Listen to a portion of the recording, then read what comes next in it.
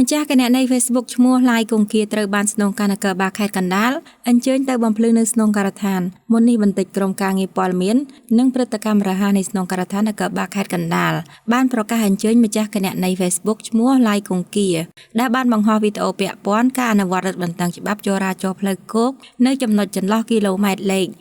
28-29ស្ថិតក្នុងភូមិព្រៃទទឹងឃុំត្រពាំងវែងស្រុកកណ្ដាលស្ទឹងខេត្តកណ្ដាលកាលពីព្រឹកថ្ងៃទី2ខែមេសាឆ្នាំ2025ក្រុមការងារព័ត៌មាននិងព្រឹត្តិកម្មរហ័សនៃស្នងការដ្ឋាននគរបាលខេត្តកណ្ដាលបានស្នើសុំម្ចាស់គណនី Facebook ឈ្មោះ ឡាយ គង្គាចូលរួមសហការបំភ្លឺជាមួយនឹងកម្លាំងសមត្ថកិច្ចជំនាញនៅស្នងការដ្ឋាននគរបាលខេត្តកណ្ដាលដើម្បីពិភាក្សានិងដោះស្រាយឲ្យបានច្បាស់លាស់ទំនាក់ទំនងលេខទូរស័ព្ទ017 526